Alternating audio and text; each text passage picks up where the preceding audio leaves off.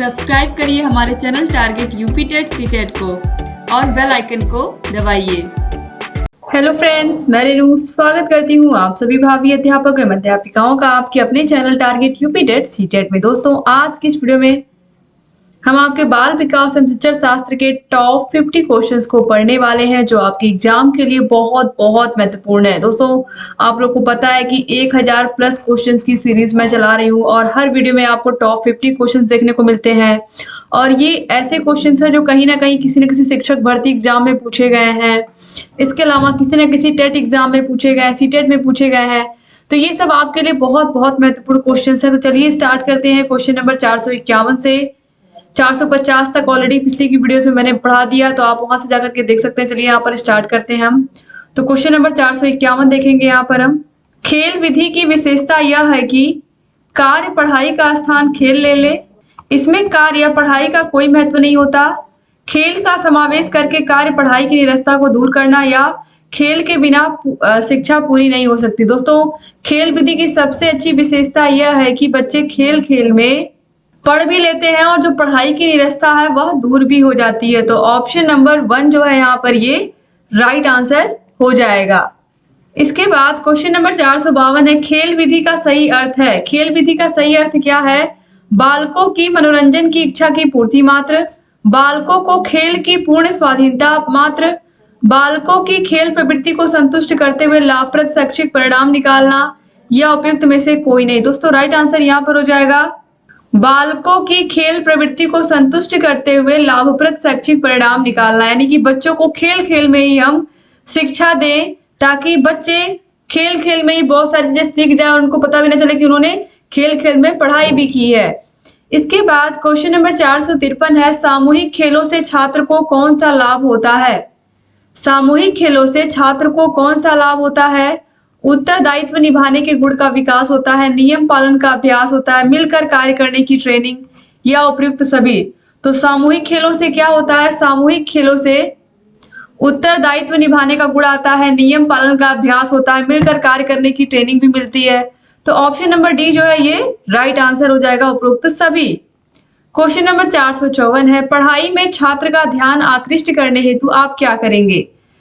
बच्चे का पढ़ाई में मन लगे इसके लिए आप क्या करेंगे? दृश्य श्रव्य सामग्री का उपयोग करेंगे, पाठ के विकास में छात्रों को सहभागी बनाएंगे, पाठ को रोचक बनाएंगे या उपयुक्त सभी। दोस्तों, यहाँ पर राइट आंसर हो जाएगा ऑप्शन नंबर डी, उपयुक्त सभी।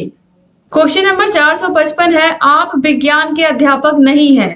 कक्षा की पाठ्य पुस्तक में एक पाठ किसी वैज्ञानिक के जीवन और उसकी वैज्ञानिक उपलब्धियों के बारे में है।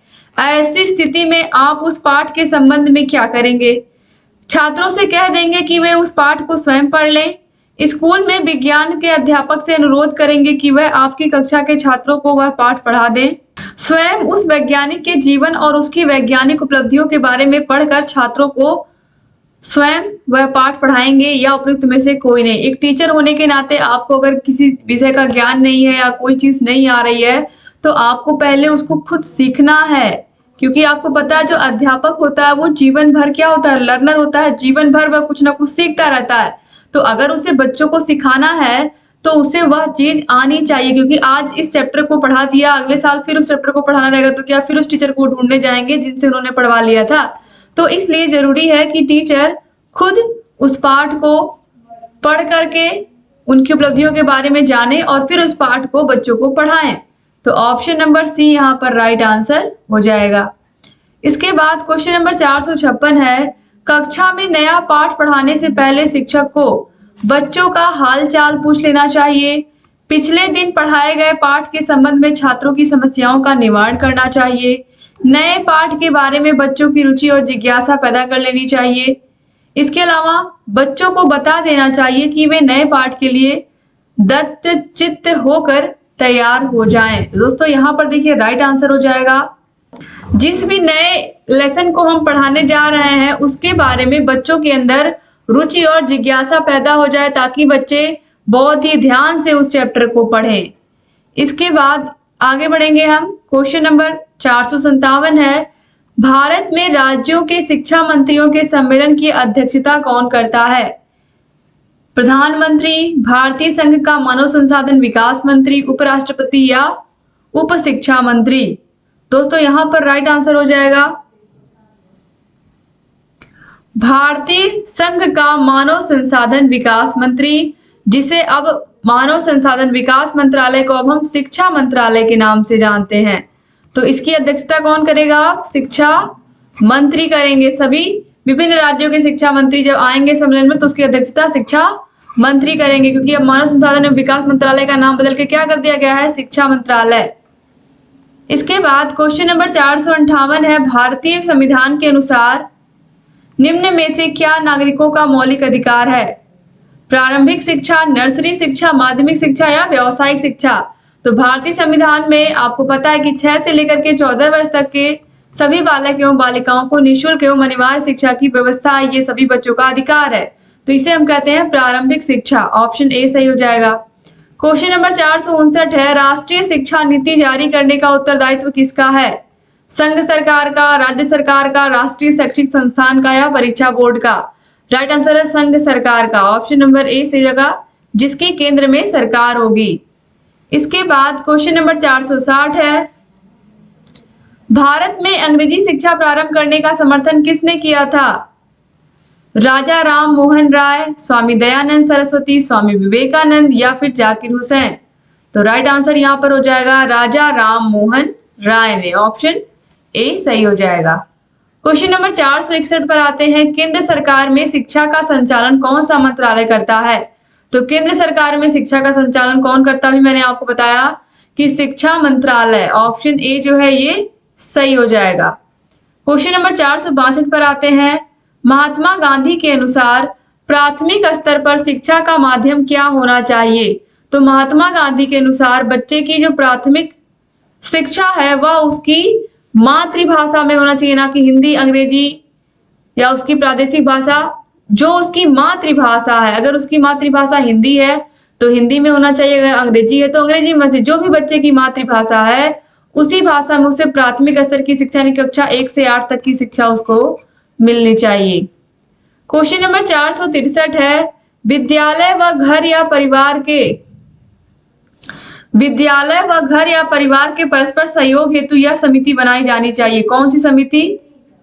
विद्यालय व स्थानीय ग्राम या नगर समिति, प्रधानाध्यापक व घर के मुखिया की समिति, शिक्षक संरक्षक माता पिता की समिति या फिर शिक्षक प्रधानाध्यापक समिति। तो दोस्तों आप लोगों को पता है यहाँ पर राइट आंसर क्या होगा? शिक्षक और संरक्षक की समिति, जिसे हम पीटीए भी कहते हैं, जिसमें जो पेरेंट्स होते हैं और टीचर होते हैं उनकी मीटिंग होती है, उनकी अपनी समिति होती है, या छात्र शिक्षक संघ, शिक्षक अभिभावक संघ जिसको हम कहते हैं। तो यहाँ पर ऑप्शन सी सही हो जाएगा।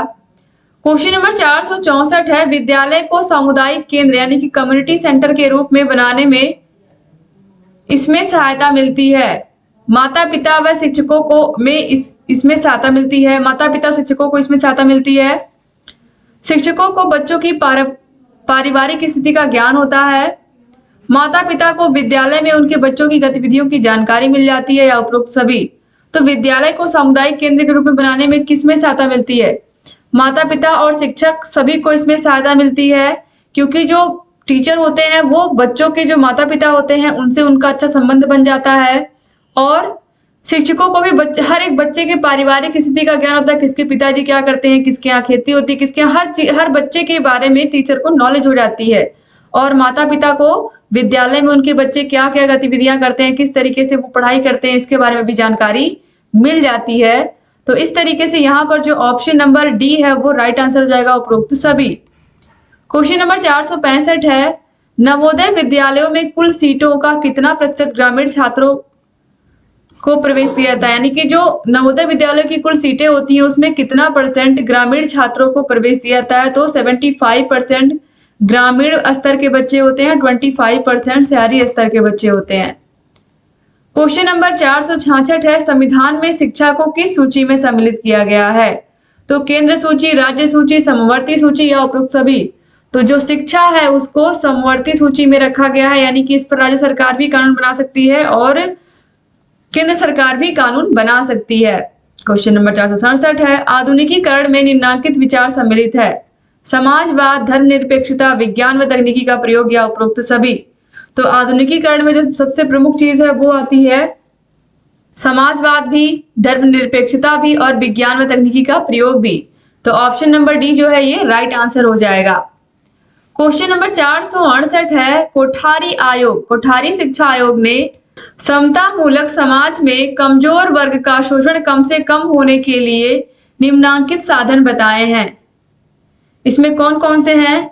इस वर्ग को शिक्षा के लिए साधन उपलब्ध हो, इस वर्ग के लिए शिक्षा के अवसरों की समानता स्थापित की जाए, इस वर्ग को शिक्षा के लिए पृथक से व्यवस्था की जाए, या इस वर्ग के लिए शिक्षा प्राथमिक शिक्षा सुलभ कराई जाए। दोस्तों राइट आंसर यहां पर हो जाएगा ऑप्शन नंबर बी, इस वर्ग के लिए शिक्षा के समान अवसर प्रदान किए जाएं। तो ऑप्शन नंबर बी जो है ये सही हो जाएगा। यानी कि जो भी समाज के शोषित वर्ग से आते हैं, कमजोर वर्ग से आते हैं, कमजोर तबके से आते हैं, उनको भी समान रूप से शिक्षा दी जाए, यही कोठारी आयोग में कहा गया था। कोठारी शिक्षा आयोग जो कि 1964 से लेकर के 1966 तक बना था। क्वेश्चन नंबर 469 है निर्धन लोगों के बच्चों की शिक्षा हेतु क्या सहायता दिया जाना वांछनीय है?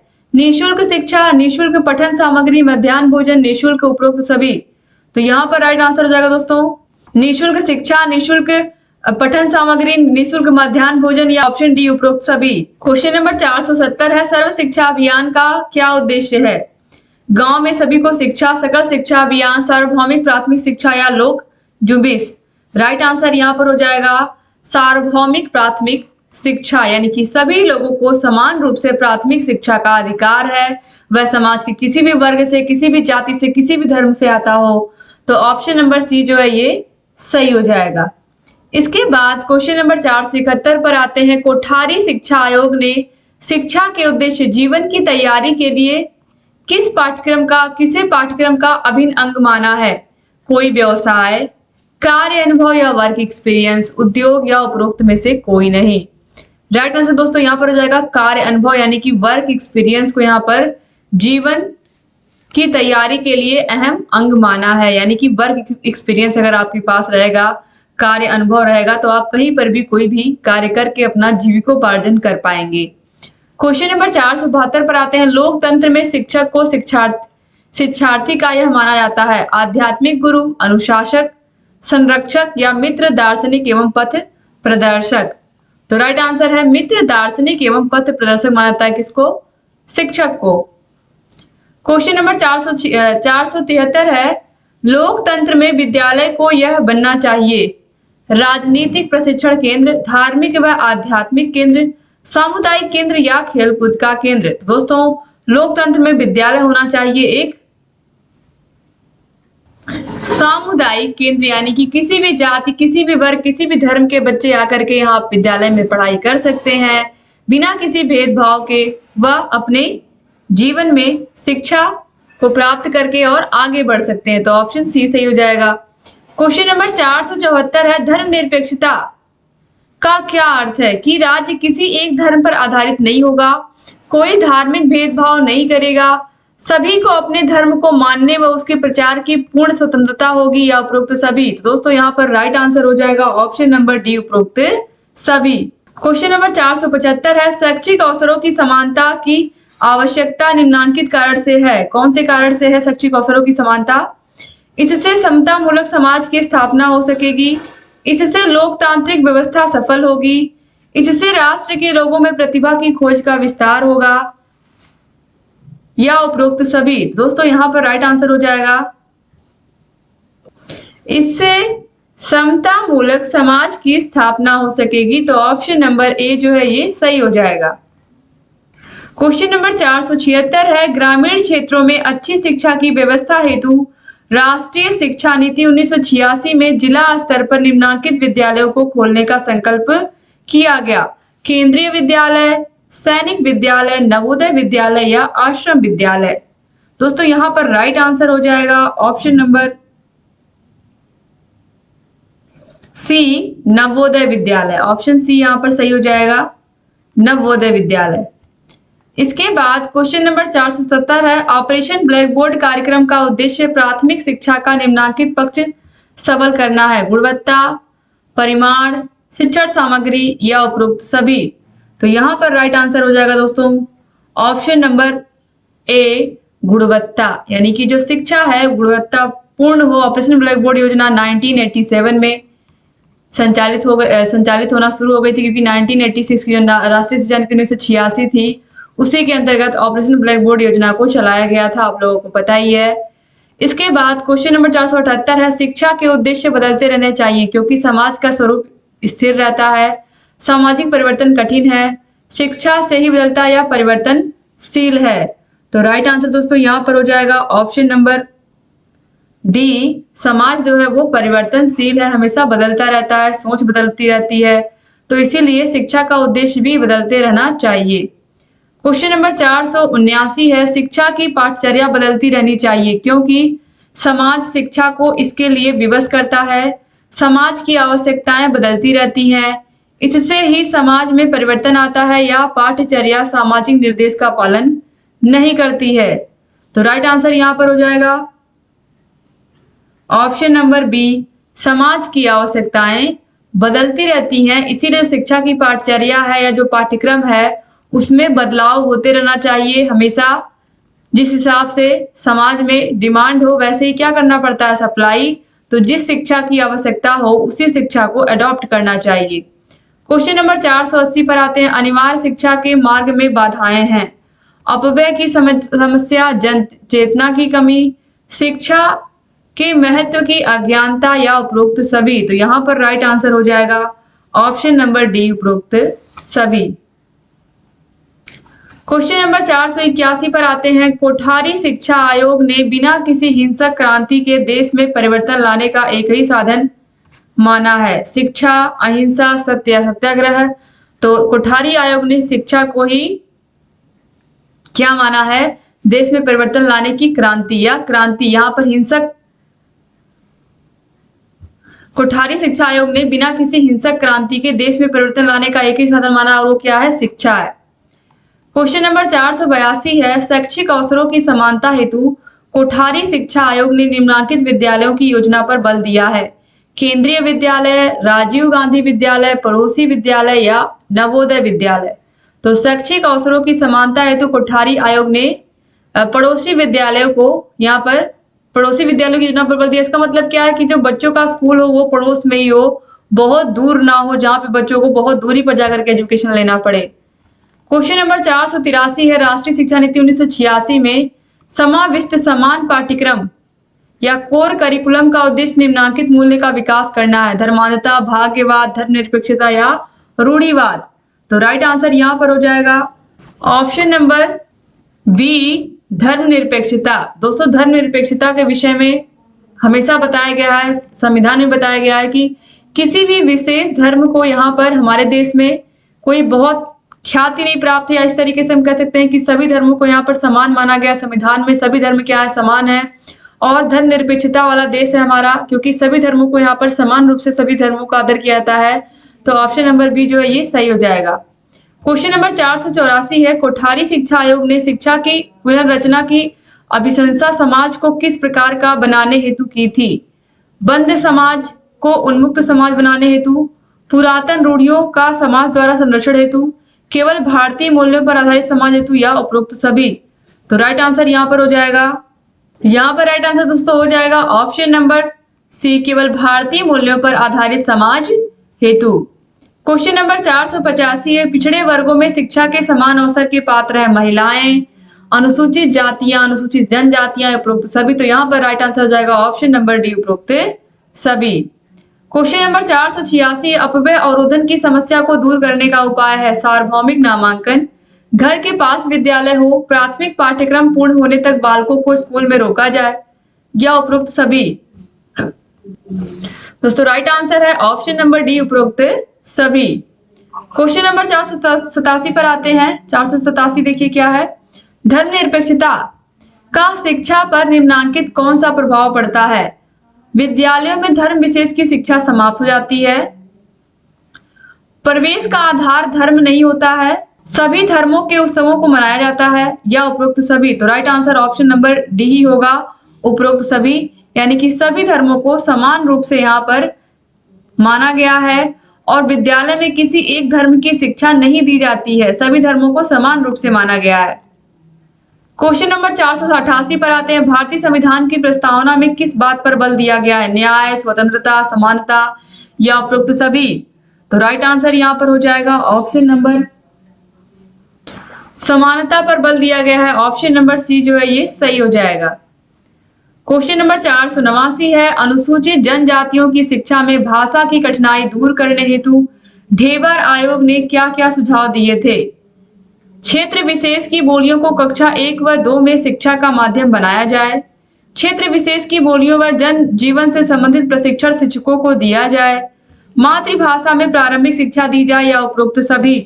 तो यहाँ पर राइट आंसर हो जाएगा क्षेत्र विशेष की बोलियों व जन जीवन से संबंधित प्रशिक्षण शिक्षकों को दिए जाएं, ताकि शिक्षक जिस भी क्षेत्र में पढ़ाने जा रहा है वहां की उसे भाषा और बोली से वह अवगत हो, ताकि जब बच्चे स्कूल में आए तो वह उनकी भाषा और बोली को समझ पाए।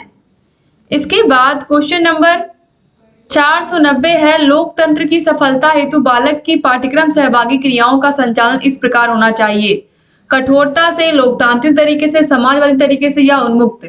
तो राइट आंसर यहां पर हो जाएगा दोस्तों ऑप्शन नंबर बी, लोकतांत्रिक तरीके से। क्वेश्चन नंबर 491 है। राष्ट्रीय शिक्षा नीति 1986 में देश में मूल्य शिक्षा द्वारा निम्नलिखित प्रवृत्ति के उन्मूलन का निर्देश दिया गया? रूढ़िवादिता, हिंसा, धर्मांधता या उपरोक्त सभी? तो राइट आंसर यहाँ पर हो जाएगा ऑप्शन नंबर डी, उपरोक्त सभी। क्वेश्चन नंबर 492 है। किंडरगार्टन विधि में शिक्षक का स्थान किसका होता है? माली का, कुम्हार का, पिता का या निश्चित? तो शिक्षक माली की तरह होता है, बच्चे फूलों की तरह होते हैं किंडरगार्टन में। तो ऑप्शन नंबर ए जो है ये सही हो जाएगा। और किंडरगार्टन पद्धति किसने दी थी? फ्रॉवेल ने दी थी, आपको पता ही है। क्वेश्चन नंबर 493 है। मॉन्टेसरी विधि के जनक कौन है? डॉक्टर मारिया मॉन्टेसरी, आपको पता ही है। क्वेश्चन नंबर 494 है। मॉन्टेसरी विधि है बाल केंद्रित, शिक्षक केंद्रित, पाठ्य पुस्तक केंद्रित या पाठ्यक्रम केंद्रित? तो राइट आंसर दोस्तों यहाँ पर हो जाएगा जो मॉन्टेसरी विधि है यह बाल केंद्रित शिक्षण विधि है। ऑप्शन ए सही हो जाएगा। क्वेश्चन नंबर 495 है। ह्यूरिस्टिक विधि के प्रवर्तक कौन है? ह्यूरिस्टिक विधि या खोज विधि के प्रवर्तक कौन है? आपको पता ही है, प्रोफेसर आर्मस्ट्रांग। ऑप्शन सी जो है ये सही हो जाएगा। क्वेश्चन नंबर 496 पर आते हैं। क्वेश्चन नंबर 496 है। सूची 1 को सूची 2 से मिलान करिए। तो यहाँ पर आप देखिए आगमन विधि के प्रवर्तक कौन है, यहाँ पर हमें ढूंढना है। तो आगमन विधि के प्रवर्तक हैं अरस्तु, तो ऑप्शन नंबर 4 यहाँ पर। फिर यहाँ पर देखिए खेल विधि के प्रवर्तक कौन है? तो हेनरी कोलवेल कुक। इसके बाद गैरी योजना, फिर डाल्टन है। तो डाल्टन पद्धति कुमारी हेलेन पार्कस, और फिर यहाँ पर गैरी योजना एडवर्ड।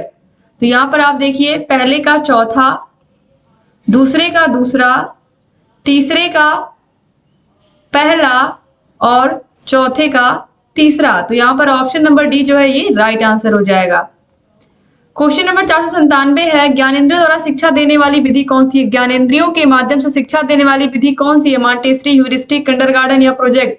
तो राइट आंसर है मॉन्टेसरी विधि। क्वेश्चन नंबर 498 है। बुनियादी शिक्षा का मुख्य उद्देश्य क्या है? तत्व ज्ञान प्रदान करना, बुनियादी बातों का ज्ञान कराना, आत्मनिर्भर बनाना या इनमें से कोई नहीं? तो राइट आंसर दोस्तों यहाँ पर हो जाता है आत्मनिर्भर बनाना। ऑप्शन नंबर सी जो है ये राइट आंसर हो जाएगा। इसके बाद क्वेश्चन नंबर 499 है। बुनियादी शिक्षा में शिक्षा का आधार आर्थिक है, शिक्षा ज्ञानेंद्रियों के द्वारा दी जाती है, हस्तशिल्प को प्रधानता दी जाती है या पाठ्य विषयों को प्रधानता दी जाती है? तो बुनियादी शिक्षा में हस्तशिल्प को प्रधानता दी जाती है। हस्तशिल्प का मतलब है ऐसी चीजें जो हम अपने हाथ से बना करके सीख सकते हैं, जिनसे हम रोजगार प्राप्त कर सकते हैं, जिनका ज्ञान प्राप्त करके या जिन कौशलों को प्राप्त करके। तो ऑप्शन सी यहाँ पर सही हो जाएगा। दोस्तों आप लोगों को पता है कि हर वीडियो में मैं एक 50 क्वेश्चन आपको करवाती हूँ, टॉप 50 क्वेश्चन जो बहुत बहुत महत्वपूर्ण होते हैं। तो जिन भी प्रशिक्षुओं ने पिछली वीडियोस नहीं देखी हैं आप लोग प्लीज देख लीजिए, डिस्क्रिप्शन बॉक्स कमेंट बॉक्स में मिल जाएगी, आप सभी लोगों के लिए बहुत महत्वपूर्ण है। ये सारे जितने भी क्वेश्चंस मैं यहाँ पर पढ़ा रही हूँ। इसके बाद क्वेश्चन नंबर 500 है। विनेटिका विधि में शिक्षण किया जाता है व्यक्तिगत शिक्षण, कक्षा शिक्षण, परंपरागत शिक्षण या सामूहिक शिक्षण? तो दोस्तों यहाँ पर राइट आंसर हो जाएगा ऑप्शन नंबर डी, सामूहिक शिक्षण। तो इस तरीके से यहाँ पर टोटल 500 क्वेश्चंस, 500 क्वेश्चन आपने कंप्लीट कर लिए 1000 प्लस क्वेश्चंस की सीरीज में। इसके बाद 500 से ऊपर क्वेश्चंस अभी हमें पढ़ने हैं, क्योंकि 1000 प्लस क्वेश्चंस की सीरीज है। 500 प्लस क्वेश्चंस अभी हम और पढ़ेंगे और कोशिश यही है कि आप लोग को जितने भी क्वेश्चंस पढ़ाऊं वो सारे आपको समझ में आए। और आप सभी लोग इस वीडियो को कॉलेज फ्रेंड्स को भी जरूर शेयर कर दिया करें, कि जितना आप शेयर करोगे उतने अधिक प्रशिक्षुओं तक ये वीडियोस पहुंचेंगी और हमारे डीएलएड के भाई बहन या हमारे बीएड के भाई बहन सभी लोग जुड़ करके इन वीडियोस का लाभ ले पाएंगे। दोस्तों, अगर चैनल को सब्सक्राइब नहीं किया तो प्लीज सब्सक्राइब कर दीजिए। बगल में बेल आइकन होगा, उसको भी प्रेस कर दीजिए, ताकि जो भी नई वीडियोस हम बनाते हैं उसका नोटिफिकेशन आप लोग के पास समय से जाए और आप बिना मिस किए हमारे सारे वीडियोस को ऐसे ही देखते रहें। एक बार फिर से आप सभी भाई बहनों का बहुत बहुत शुक्रिया वीडियो को पूरा देखने के लिए। उम्मीद करती हूँ आपको ये वीडियो पसंद आई होगी और आप लोग इस वीडियो को जरूर शेयर करेंगे। चैनल से बने रहिए, सारे वीडियोस को देखते रहिए। सारे वीडियोस की लिंक, सारे विषयों के वीडियोस की link description box, comment box में मिल जाएगी। एक बार फिर से आप सभी का बहुत बहुत धन्यवाद वीडियो को पूरा देखने के लिए। जय हिंद।